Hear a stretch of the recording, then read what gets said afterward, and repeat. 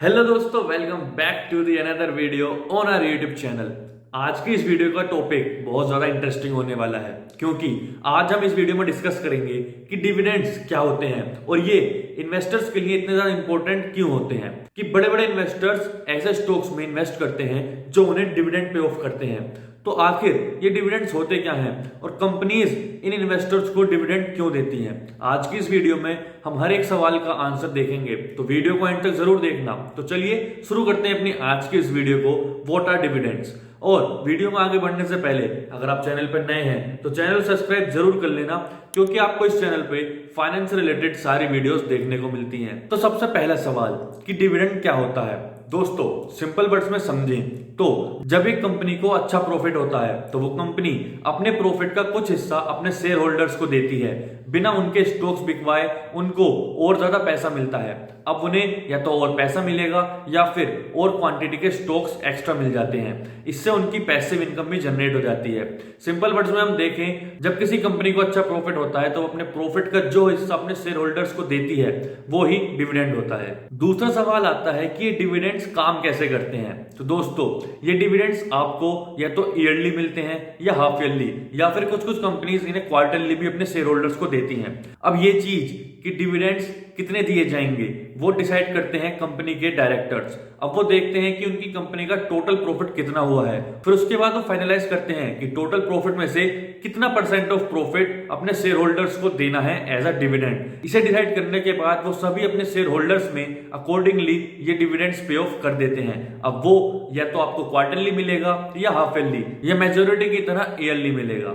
अब एग्जांपल लें तो जैसे आपने किसी कंपनी के 100 शेयर्स बाय करे और उस कंपनी के ओनर ने डिसाइड करा कि वो हर शेयर पे 10 रुपए का डिविडेंड उनके शेयर होल्डर्स को देंगे।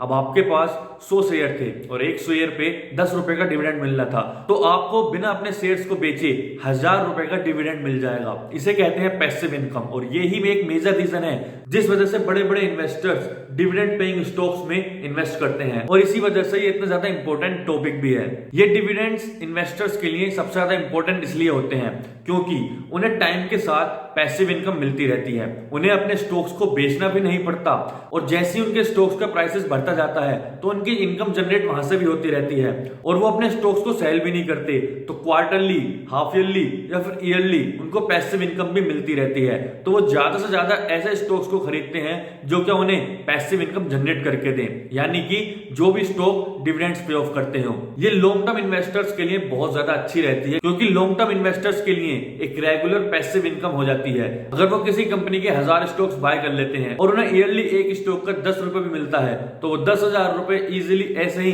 डिविडेंड्स के तौर पे कमा लेंगे बिना अपने स्टॉक को बेचे। इसलिए लॉन्ग टर्म इन्वेस्टर ज्यादातर इन्हीं स्टॉक्स में इन्वेस्ट करते हैं। और वहीं ज्यादातर इन्वेस्टर्स दूसरा तरीका भी अपनाते हैं। मान लीजिए किसी इन्वेस्टर को 10,000 रुपए एज अ डिविडेंड मिले, तो वो उन 10,000 रुपए को यूज नहीं करते, बल्कि उन 10,000 रुपए को दोबारा उन्हीं स्टॉक्स को बाय करने में यूज कर लेते हैं, जिससे उनके स्टॉक्स की मात्रा भी बढ़ती है और उनके स्टॉक्स का प्राइस वहां से भी बढ़ता है, तो वहां से भी इनकम जनरेट होती है, और उसके बाद उनके स्टॉक्स की क्वांटिटी भी इंक्रीज हो जाती है। तो अगले साल जब उन्हें पैसिव इनकम मिलेगी तो वो भी इंक्रीज होकर मिलेगी। यानी कि जब उन्हें 10,000 रुपए मिले तो उन्होंने उससे 10 स्टॉक और बाय करे, तो अगले साल उनके पास 110 स्टॉक होंगे और उनको पैसिव इनकम भी 110 स्टॉक के अनुसार मिलेगी, यानी कि डबल बेनिफिट। और जब कोई कंपनी रेगुलरली अपने शेयर होल्डर्स को डिविडेंड पे ऑफ करती है तो ये बहुत बड़ा सिग्नल है कि वो कंपनी बहुत अच्छे प्रॉफिट जनरेट कर रही है और वो फाइनेंशियली स्टेबल है। तो आप ऐसे स्टॉक्स में इजीली इन्वेस्ट कर सकते हैं, क्योंकि बहुत कम कंपनीज ऐसी होती हैं जो ऐसे लगातार अपने शेयर होल्डर्स को डिविडेंड पे ऑफ करें। अगर वो कर रही हैं तो यानी कि वो फाइनेंशियली स्टेबल हैं और वो आगे चल के और अच्छा करने वाली हैं। अब दोस्तों डिविडेंड्स भी 3 तरह के होते हैं। सबसे पहले जो सबको पता है, कंपनी अपने शेयर होल्डर्स को एज अ कैश ऑफर करती है। नंबर 2, जिसके अंदर कंपनी अपने शेयर होल्डर्स को एक्स्ट्रा शेयर्स देती है। जितने एक पर्टिकुलर शेयर होल्डर के पास स्टॉक्स होते हैं उसी के अकॉर्डिंग उनको और इंक्रीज होकर स्टॉक्स दिए जाते हैं। और थर्ड टाइप स्पेशल डिविडेंड। कभी कभी company one time bonus announce करती है जब उनका प्रॉफिट एक्सेप्शनली हाई चला जाता है, तो ऐसा कभी कभी होता है, तो ये डिविडेंड भी कभी कभी वन टाइम ही दिया जाता है। तो ये होते हैं तीन टाइप के डिविडेंड्स, जिसके अंदर सबसे कॉमन होता है एज अ कैश मिलना, नंबर 2 पे हमने देखा स्टॉक्स मिलना, और नंबर 3 जो स्पेशल थे, जो कभी कभी होता है जब कंपनी के स्टॉक्स का प्राइस एक्सेप्शनली हाई चला जाता है तो वो अपने शेयर होल्डर्स को डिविडेंड्स पे ऑफ करती है। अब अगला सवाल आता है कि अच्छे डिविडेंड स्टॉक को चूज कैसे करा जाए। तो सबसे पहले आपको देखनी होती है डिविडेंड यील्ड, जो कि निकलती है डिविडेंड पर शेयर को स्टॉक प्राइस से डिवाइड करके। जितनी ज्यादा डिविडेंड यील्ड होगी उतना ज्यादा आपके लिए बेनिफिट होगा। नंबर 2 आपको देखनी है डिविडेंड हिस्ट्री।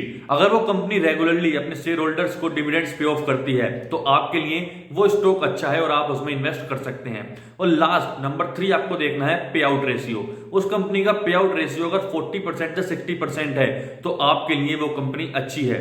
सिंपली पे आउट रेशियो ये होता है कि इससे हमें पता चलता है कि कंपनी अपने टोटल प्रॉफिट में से कितना percentage of profit as a shareholders को डिविडेंड पे ऑफ करती है। अगर वो 40% से 60% होता है तो आपके लिए वो बहुत अच्छा रहता है। तो ये तीन चीजें आपको देखनी होती हैं किसी भी डिविडेंड स्टॉक को चूज करने से पहले। तो दोस्तों ये थी हमारी आज की वीडियो डिविडेंड्स के ऊपर। होप आपको समझ में आई होगी। वीडियो को एंड करने से पहले आपको एक बोनस पॉइंट और बता दूं, इंडिया में डिविडेंड स्टॉक्स पे टीडीएस लगता है। अगर आपको 5,000 से ज्यादा एज अ डिविडेंड मिलते हैं तो आपका उस पर टैक्स लगेगा।